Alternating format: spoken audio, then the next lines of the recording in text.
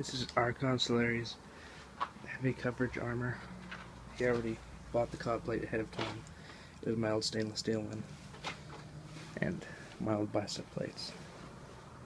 This armor is all 1/8 inch aluminum, 14 gauge aluminum, and a small amount of 3/16 on certain areas. The 1/8 inch aluminum is all on the trauma plates, and all the fasteners on it are 18/8 stainless steel. The shoulder is layered, and the customer provided all the templates, giving more customizability and better fit. So starting from the bottom, 1/8 inch aluminum 6061 alloy boot plates. The greaves are also 6061 alloy with some 1100 alloy trauma plates here, more 6061 alloy, and some steel fasteners and hangers. The thighs are actually old street sign material. I don't remember the exact alloy. I believe it was 5052. 6061 alloy trauma plates, stainless steel fasteners. The reason why the backs of these are open is that they're more adjustable that way. So, for example, when sitting, they'll conform to the thighs a little more, unlike mine.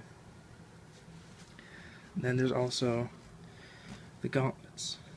So, start on the left. There's a rocket. This is just an aesthetic piece. It's cast aluminum as part of a motor bracket. Nothing Makita, I swear. Heatsink from a microwave.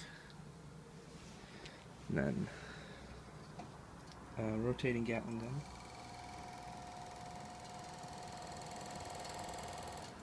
This bracket on the front is just so that it doesn't get bent or broken, because that's happened to mine a lot of times.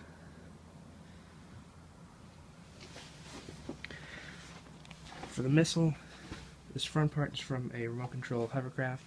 This was a motor cover. And then the body of the missile itself is a zinc concrete anchor. So this will have to be sanded a bit before painting. And since the housing is galvanized steel, that as well will need to be sanded before painting. And as a base coat, even if it's non-ferrous metal like aluminum, it's always a good idea to use rust paint because it's formulated to stick better to metal. And a good idea to use it would definitely be on the galvanized steel, because zinc's a little trickier to stick to. And then the housing for the missile is a joist hanger. I just cut off all the mounting points. So the bicep plates were mild ones. They're aluminum, I believe 1100 alloy, stainless steel fasteners, stainless steel joining plate. And this shoulder is to continue the pauldron look of it. So it's the one wider offset shoulder. This is probably most likely just going to be velcroed onto the flak vest. And then the collar plate, like I said, continues with the pauldron look. And then to join the collar plate to the back plate, there's a leather strap that will be attached here. Or it'll be attached to the collar plate and come back with a fastener that comes up through here with a 3/8 stainless steel cap nut. This shoulder is layered to give an asymmetrical look. Since it's heavier armor, it's not a bad idea. Bicep plate, and then for this gauntlet, we'll start off at the top. This is galvanized steel flex conduit that goes to the back plate. More on that in a moment. And then the housing for that is this stainless steel or aluminum, part of an aluminum sprayer nozzle, and then directly below that is a 4-sided aluminum T-channel block, similar to this.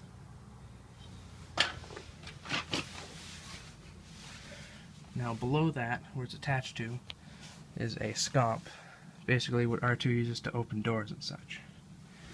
So when you move the scomp downwards, and hopefully the whole thing doesn't come down, it engages a micro switch and activates 2 RGB LEDs.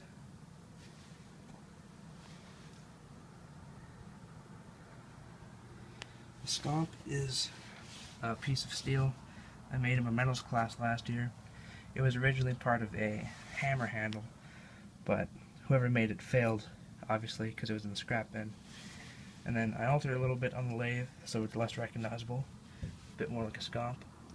And then I heated it until it was red hot and crunched in oil to give it the black oxide coating, and then weathered it a bit. This gray collar is actually Mega Block's Mars rover wheel or something. I don't remember. But the whole scomp itself moves on a drawer slider. And this bolt and nut are what you grip.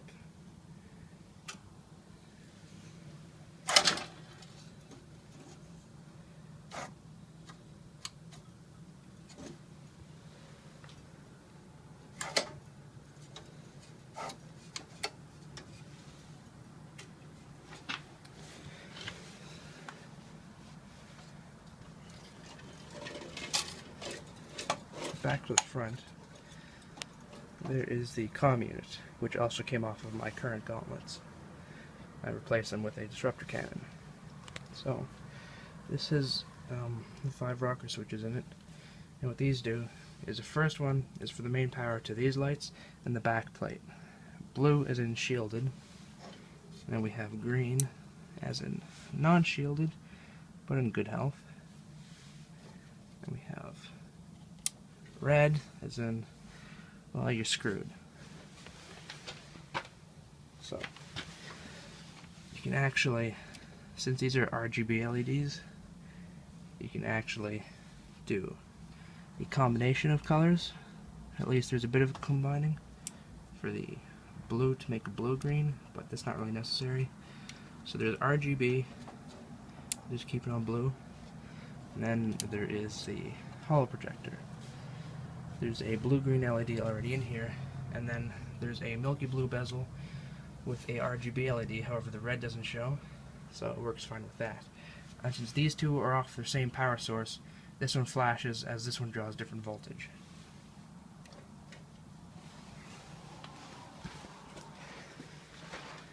The back plate itself is made a bit more to feature sort of a spine cover, because his daughter Kayla and Solari started that on her armor, and I'm just continuing to look on this one since it has the added trauma plates.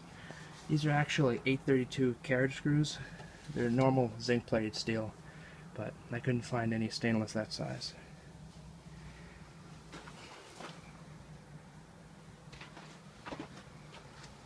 As for the chest display, these aren't actually blue LEDs, although they're blue.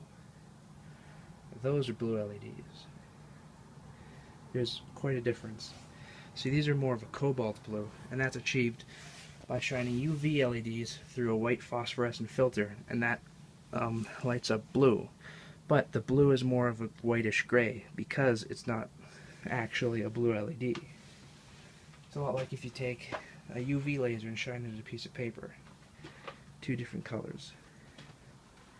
And 90-93-03 for his children's birthday. The chest diamond is actually a reflective blue from the same street sign materials as the rest of the thigh plates. And yeah, 2 battery packs, so that there's twice the runtime. It only actually needs 1 battery pack to run, but they're hooked up in series parallel, so it lasts much longer.